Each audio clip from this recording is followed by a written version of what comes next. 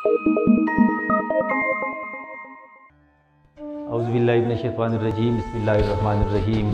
सामीन व नाज़रीन अस्सलामु अलैकुम वरहमतुल्लाहि वबरकातुहू। उर्दू ग्रामर के साथ आपके खिदमत में हाज़िर हूँ। आपसे गुजारिश है इस चैनल को सब्सक्राइब करें और आज की वीडियो को आखिर तक देखें ताकि आज के उन्वान के हवाले से तमाम बातें आपकी समझ में अच्छी तरह आ जाए। उर्दू ग्रामर के हवाले से आज हमने जिस उन्वान का इंतखाब किया है वो है मज़मून लिखना, और उसके लिए जो उन्वान है वो है मेरी पसंदीदा शख्सियत। इससे पहले एक वीडियो में मज़मून के हवाले से तमाम बातें हुई है कि मज़मून की उसूल क्या है, तो याद रखिए कि रब्त है, तरतीब है, सिहत ज़बान है और वहदत है। फिर मज़मून के हिस्से के बारे में भी हमने बात की थी कि इसकी 3 हिस्से होते हैं। तमहीद यानी आगाज़, नफ्सी मज़मून जो कुछ आप लिखना चाहते हैं, इख्तिताम इसका नतीजा। तो आज जो उन्वान है वो है मेरी पसंदीदा शख्सियत। इसके लिए ये तीनों हिस्से आप किस तरह लिखेंगे, यानी सबसे पहले आप तमहीद लिखेंगे तो तमहीद के तौर पर एक पैराग्राफ आप लिखिए कि मुख्तलिफ अदवार से ये इंसान गुजरा है। तो किस तरह आप लिख सकते हैं, ज़रा आप गौर से सुनिए कि जब से इंसान इस दुनिया में आया है तब से वो मुख्तलिफ अदवार से गुज़रता हुआ आज के इस दौर में आ पहुँचा है। सबसे पहले जब ये इंसान पत्थर के ज़माने में था तो उसी पत्थर से काम लेकर अपने लिए ज़िंदगी आसान करने के लिए जद्दोजहद करता रहा। फिर ये इंसान ज़री दौर में दाखिल हुआ तो उसने ज़री आलात ईजाद किए। जब ज़रा आगे बढ़ा, तरक्की की, तो तिजारती दौर में आया और तिजारत को दूसरे खित्तों तक पहुँचाने के लिए नित नए रास्ते उसने दरियाफ़्त किए। इसी तरह जब तिजारती दौर से ज़रा आगे बढ़ा तो इंसान सनती दौर में आया। लोहे को खाम में लाकर बड़ी बड़ी मशीनें इंसान ने ईजाद की और इससे अपना काम चलाता रहा। फिर इसके बाद ये इंसान कंप्यूटर के दौर में दाखिल हुआ, जहाँ पर इंसान कंप्यूटर से काम लेकर अपनी ज़िंदगी को और भी आसान बनाता रहा।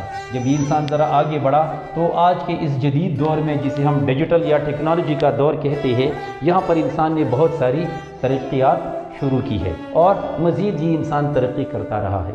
लेकिन ये एक हकीकत है कि हर दौर में इंसान की तरक्कियात को बरकरार रखने के लिए किसी न किसी रहनुमा की ज़रूरत पेश आई है। इन इंसान को हर दौर में रहनुमाई की ज़रूरत थी, लिहाजा इसी ज़रूरत को पूरा करने के लिए अल्लाह ताला ने मुख्तलिफ़ अदवार में अंबिया अलैहिमुस्सलाम भेजे हैं, जो इंसान के मसाइल को हल करने के लिए जिद्दोजहद करते रहे या इंसान को उनके मसाइल हल करने का तरीक़ा बताते रहे।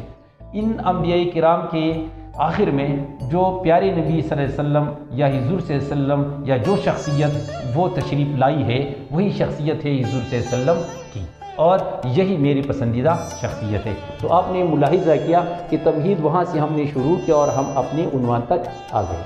अब इसके बाद जो दूसरा अहम हिस्सा है वो है नफ्सी मज़मून कि आपके पास इसी उन्वान के हवाले से जितनी भी मालूमात है, आपके ख़यालात हैं या आपके नज़रियात वग़ैरह है, यहाँ आप लिखेंगे। तो इसके लिए आप इस तरह ब्रेनस्टॉर्मिंग करें, क्योंकि अगर मैं पूरा मज़मून आपके सामने लिखूँ तो शायद वो बहुत ज़्यादा लंबा हो जाए और फिर आपके लिए वो देखना मुश्किल हो। तो इसीलिए हमने इस तरह किया है कि ये आपके लिए मुख्तसर हो और आसान भी हो। तो इसी आसानी को मद्देनज़र रखते हुए यहाँ पर मैंने नफ्सी मज़मून के लिए दिमागसूजी इसे कहते हैं या ब्रेनस्टॉर्मिंग कहते हैं। तो आप किसी भी उन्वान के लिए ब्रेनस्टॉर्मिंग किस तरह करेंगे, तो मेरी पसंदीदा शख्सियत के लिए इस तरह आप क्या कर सकते हैं, आप ब्रेनस्टॉर्मिंग कर सकते हैं। मसलन हुज़ूर सल्लल्लाहु अलैहि वसल्लम वो मेरी पसंदीदा शख्सियत है। तो यहाँ आप शुरू करें कि आप सल्लल्लाहु अलैहि वसल्लम की पैदाइश से कबल मक्का की हालत क्या थी, अरब की हालत थी, बल्कि पूरी दुनिया की हालत क्या थी, उसका मुख्तसर सा नक्शा खींचना है। फिर इसके बाद आप सल्लल्लाहु अलैहि वसल्लम की पैदाइश कि आप सल्लल्लाहु अलैहि वसल्लम कब पैदा हुए, कहाँ पैदा हुए,